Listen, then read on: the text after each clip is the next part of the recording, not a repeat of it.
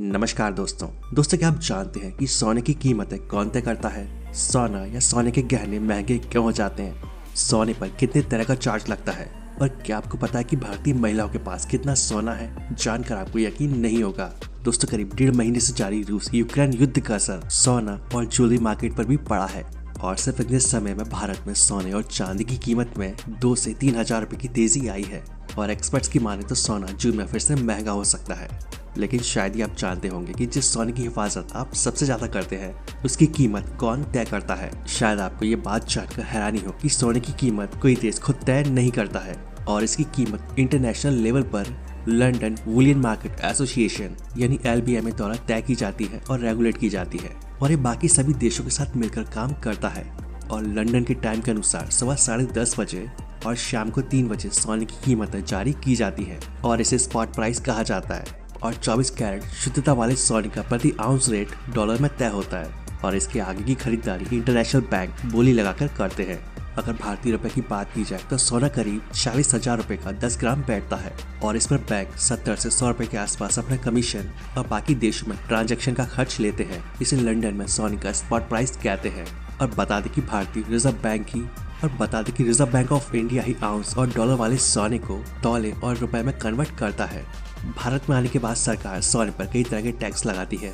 आज अगर सोने का रेट 40,000 रुपए है तो उस पर करीब 7.5% कस्टम ड्यूटी लगती है और जो लगभग 3,450 रुपए होती है और इस पर 3% रुपए सेस लगेंगे और जो करीब 103 रुपए होगा।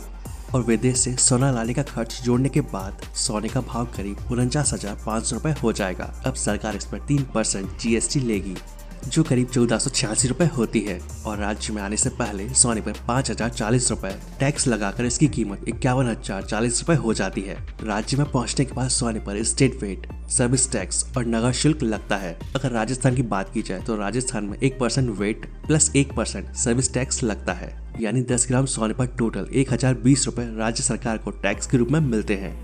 और इसके बाद हर शहर में सराफा एसोसिएशन रोज सोने और चांदी के भाव जारी करते हैं। दोस्तों ये सब तो सिर्फ एक शुरुआत है। इन सब के बाद इसमें सुनार का चार्ज जुड़ता है।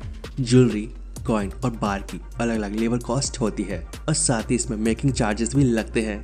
इसमें गोल्ड बार, गहने और कॉइन बनाने में बर्बाद होने वाले सोने को गोल्ड वेस्टेज कहते हैं और ज्वेलर्स ग्राहक से ही वेस्टेज चार्जेस लेते हैं। दोस्तों जितना ज्यादा मुश्किल ज्वेलरी का डिजाइन होता है उसमें वेस्टेज भी उतना ही ज्यादा होता है। और कोई भी गहना सिर्फ सोने से ही नहीं बनता क्योंकि सोना बहुत ही कमजोर धातु होती है और इसी वजह से गहने बनाने के लिए इसमें और भी कई अन्य धातु जैसे कि चांदी, जिंक और तांबा मिलाया जाता है जिसे एलॉय कहते हैं और इसकी कीमत भी ग्राहक से ही ली जाती है। और इन सभी चार्जेस से सुनार अपना प्रॉफिट, स्टाफ की सैलरी, दुकान या स्टोर का खर्च, ब्रांडिंग और विज्ञापन का खर्च भी निकालता है। दोस्तों 24 फरवरी को रूस और यूक्रेन के बीच हुई लड़ाई से ग्लोबल मार्केट में सोने और चांदी के भाव में उतार चढ़ाव शुरू हो गया और इस 1.5 महीने में सोने के भाव में 2 से 3 हजार रुपए की तेजी आई और जबकि चांदी की कीमत में 1,000 रुपए की तेजी आई। और multi commodity exchange of India limited की माने तो जून में सोना 2 से 3 हजार रुपए पर 10 ग्राम महंगा हो सकता है। दोस्तों ग्लोबल मार्केट में तय होने वाली चीजों के रेट में ग्लोबल डिस्टर्बेंस से बदलाव आता है क्योंकि जब जैसे ही रूस ने न्यूक्लियर बम गिराने की धमकी दी तो सोने के दाम 4 से 5 हजार रुपए तौले तक बढ़ गए थे क्योंकि रूस सोना एक्सपोर्ट करने वाले दुनिया के सबसे बड़े देशों में से एक है।